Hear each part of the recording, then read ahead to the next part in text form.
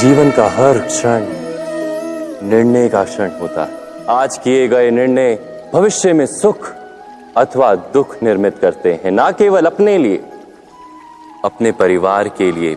जब कोई दुविधा सामने आती है तो मन व्याकुल हो जाता है। निर्णय का वो क्षण युद्ध बन जाता है और मन बन जाता है युद्ध भूमि। तो क्या युद्ध से जूझता हुआ मन कोई योग्य निर्णय ले पाएगा? शांत मन से जब कोई निर्णय करता है तो अपने लिए सुखद भविष्य बनाता है, किंतु अपने मन को शांत करने के लिए जब कोई निर्णय करता है तो वो व्यक्ति भविष्य में अपने लिए कांटों भरा वृक्ष लगाता है। जब भी किसी की आशा और इच्छा भंग होती है तो उसका हृदय क्रोध से भर जाता है। इच्छाओं के अपूर्ण रहने के तो कई कारण हो सकते हैं, और कभी कभी इच्छाओं का स्वरूप ही ऐसा होता है कि वो पूर्ण नहीं हो पाती।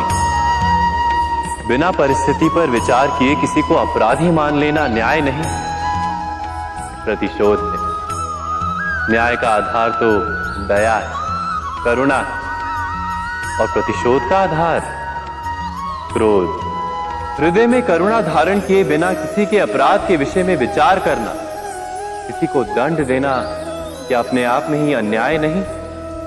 पिता सदा ही अपने संतान के सुख की कामना करते, इसी कारणवश सदा ही अपने संतानों के भविष्य का मार्ग स्वयं निश्चित करने का प्रयत्न करते रहते, किंतु 3 प्रश्नों के ऊपर विचार करना हम भूल ही जाते।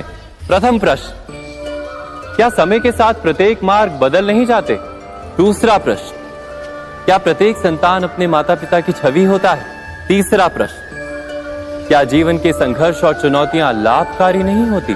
संतानों के जीवन का मार्ग निश्चित करने के बदले उन्हें नए संघर्षों के साथ जूझने के लिए मनोबल व ज्ञान देना अधिक लाभदायक नहीं होगा? संतानों के भविष्य को सुख से भरने का प्रयत्न करना, यही हर माता पिता का प्रथम कर्तव्य होता है। संस्कार और शिक्षा से बनता है मनुष्य का चरित्र, अर्थात माता पिता अपनी संतानों का जैसा चरित्र बनाते हैं ऐसा ही बनता है उनका भविष्य। किंतु फिर भी अधिकतर माता पिता अपनी संतानों का भविष्य सुरक्षित करने की चिंता में उनका चरित्र निर्माण का कार्य भूल ही जाते हैं। वस्तुतः जो माता पिता अपनी संतानों के भविष्य की चिंता करते हैं उनकी संतानों को कोई लाभ नहीं होता, किंतु जो माता पिता अपने संतानों के भविष्य की नहीं उनके चरित्र का निर्माण करते हैं उन संतानों की प्रशस्ति समस्त संसार करता है। कभी कभी कोई घटना मनुष्य के जीवन की सारी योजनाओं को तोड़ देती,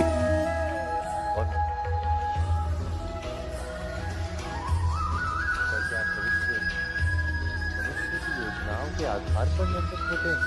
नहीं, जब मनुष्य जीवन में किसी एक चुनौती को, एक अवरोध को अपने जीवन का केंद्र मान लेता है, अपने जीवन की गति को ही रोक देता है, तो वो अपने जीवन में सफल नहीं बन पाता और ना ही सुख और शांति प्राप्त कर पाता।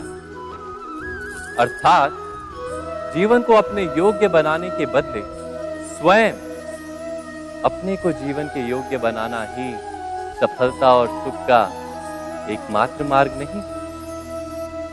परंपरा में धर्म बसता है और परंपराएं ही धर्म को संभालने का कार्य करती हैं, ये सत्य है। पर क्या केवल परंपरा ही धर्म है? इस पत्थर में शिल्प है, ये पत्थर शिल्प नहीं। शिल्प को उजागर करने के लिए उसे तोड़ना पड़ता है, अनावश्यक भागों को दूर करना पड़ता है। ठीक उसी प्रकार परंपराओं में धर्म ढूंढना पड़ता है। परंपरा को पूर्णता छोड़ देने वाला धर्म से वंचित रह जाता है और परंपरा का अंध अनुकरण करने वाला भी धर्म को प्राप्त नहीं कर पाता। तो क्या सच्चा धर्म प्राप्त करने के लिए हृदय में ज्ञान से जन्मा विवेक आवश्यक है? और ऐसे विवेक के बिना जिसे धर्म मान भी लिया जाए, जो वास्तव में धर्म ना भी हो, ऐसा भी तो हो सकता है। स्वयं विचार कीजिएगा।